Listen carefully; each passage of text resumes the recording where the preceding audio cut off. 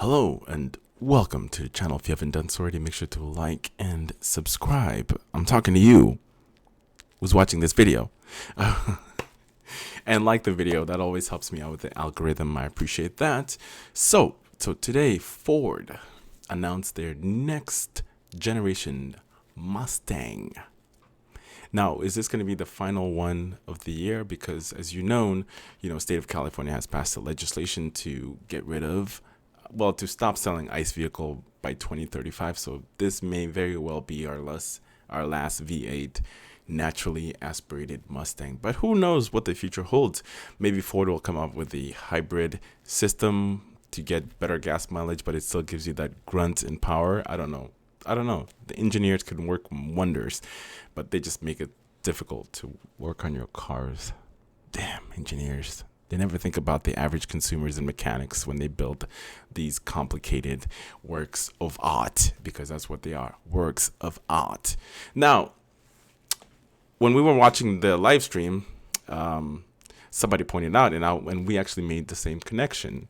Like when you're looking at the body style of the rear of the Mustang, like right here, it kind of gives you like a Camaro or even the Corvette look right here. Just this area right here, the quarter panel. And then when we look at the rear of the Mustang, it looks like an Elantra. Oh God. Where's the originality? Where is it? No originality at all. At all. It's bollocks. But anyway, let's go ahead and check out the new Mustang. So, we're starting. Maybe I just wanted some beef, and this is how I'm starting the video. Just kidding. This is look at the Elantra to your left, and look at the Mustang to your right. Look at the rear, and look at the rear. It looks identical. Truly identical. The only difference is the light and the way that it's set up. That's it. That's the only thing. And then if you look at the fender on the rear side, it looks like a Camaro. So let me go ahead and pull up a Camaro real quick. So this is what the Camaro looks like. Now see, they took a little bit of an element from the Camaro and put it right here, and they took a little bit from the Elantra and they put it on the rear side. So when it comes to design, it just seems like originality is out the door. I mean, most of these companies just copy from each other now, and they change it just a tad bit. Even one of the models that's coming out, the Dark Horse, which is supposed to take the place of the Mach 1. I don't know why I keep trying to say Mach 1. So the Dark Horse is supposed to take the place of that one. The Dark Horse will also feature about 500 horsepower, roughly. And it's only going to be available in a 6-speed manual transmission. The manual's not dead yet. And also the GT with the V8, it's going to be exclusive. Well, it's going to have exclusively be manual transmission. So if you want a 2.3 EcoBoost with a manual transmission, that's no longer going to be available. So you're going to have to take the automatic. It's not as fun though. It's not as fun. All right, so we're done checking out the side. You're going to have big Brembo brakes in the front and a big opening in the front as well too, to give the car more air. More air is always good. More cooling is always good, especially for that big motor V8. All right, so here is another picture. I kind of like the color. And then the GT, or the 5.0 V8, is also going to have that nice little scoop in the front, and it's going to come in a convertible as well too, if you like convertibles. I don't know why, like, this convertible gives me a 2001 sort of Mustang vibe, the way that it sits. I don't know, maybe it's me, but it just throws me that kind of vibe. And of course, it is going to have an electronic e-brake, but this one is different. It's not going to be like the electronic e-brake that we're used to, where you just pull it up a little bit and it just goes full stop, like kind of every car that has electronic e-brake, which I think are dog shit. in my opinion. I don't know if you love e-brake. I'm sorry. I'm sorry if you like e-brakes. So this is obviously the one with the manual transmission, and then another feature too that kind of sucks booty, which I will tell you to turn it off as soon as you get in the car, is the auto start and stop. That's just going to cause more wear and tear on your vehicle as well too, so you don't want to engage that auto stop if I were you. And another thing that I dislike about the interior, now that's just the interior, but the infotainment to be specifically, now these buttons here are within the infotainment, which kind of sucks. I would much rather have physical actual buttons instead of having to roam through and select certain ones. So I still prefer, actual buttons. I don't know, they could have put it like a little bit lower and make it like actual buttons, as well as a volume knob, but all that stuff is in the steering wheel control as well too, which is nice. And you have your auto stop start, and then I'm sure if you push the Mustang button, I'm sure that's to change your settings, whichever settings that you like. And then you have traction control off, hazards, and then you have your favorites, whatever you want on there as well too. Oh, they do have a volume knob. I did not see that. I was not paying attention when I did when I was watching the stream. I guess I wasn't paying attention, but it does have a volume button, which I like.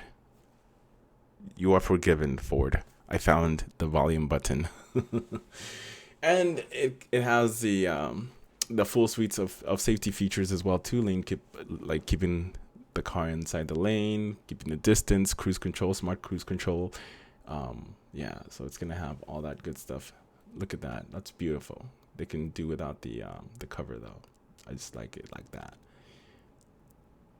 Look at that. The interior, initially I didn't like certain things. I just felt like it's gonna be cheap plastic, just like every single car. And this one isn't that special too. So who knows? It's gonna probably be hard plastic all over. It's gonna look premium, but over time, it's gonna have issues.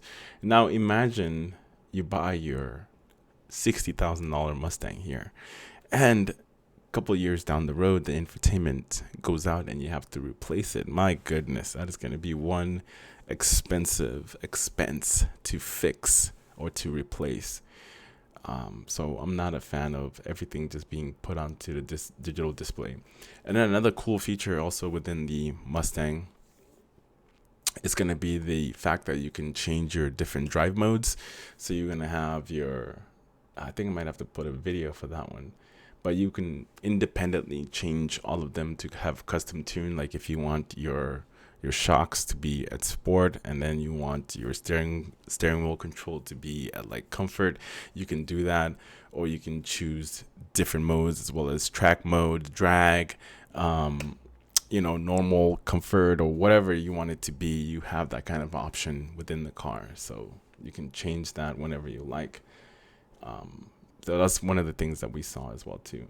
The back seats, there is no back seats for a tall person like me. I'm gonna struggle back there. I'm gonna get hurt. But look at that tiny little e-brake. It's so small. I honestly can't wait to see it. And the Mustang will also come with the full animations. If you're into that, some of you might be into that. So you're gonna have that in your, turn signals, as well as your rear turn signals. It's gonna be like,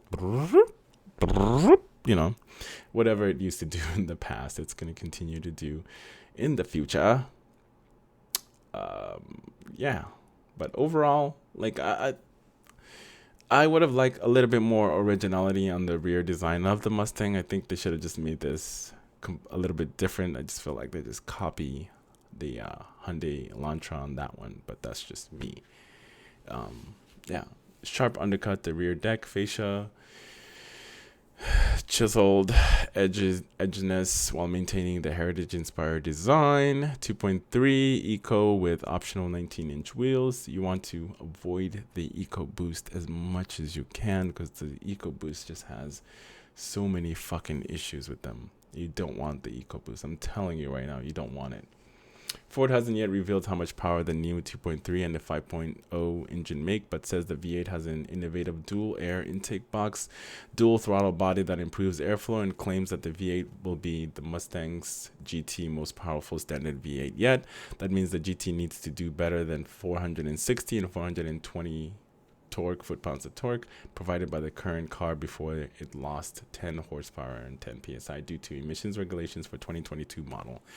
We'd like also to see the EcoBoost improve on its 310, 350.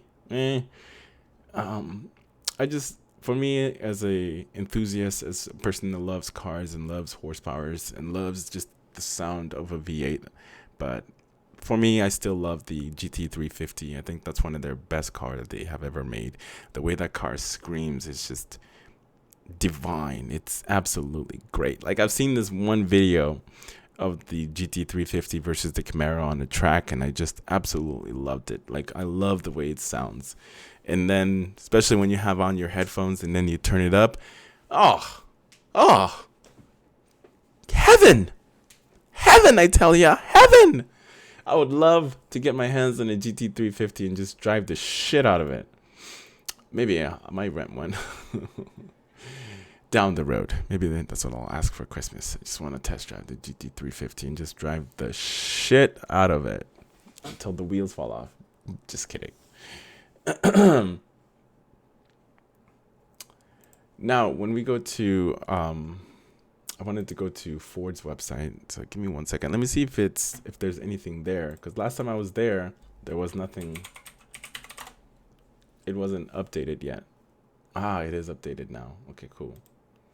So since this is a 2024, it's not going to be available until summer of 2023. So if you're interested on that one, you better start saving up, buttercup, because this one's going to hurt your wallet. Pre-production models shown with optional equipment available summer 2023. So there's not much here. Yeah, but that overall presentation of their live stream, I felt like it was kind of like slow. It wasn't very engaging. It wasn't keeping people's attention. I mean, there's certain part where it's just like dead silence.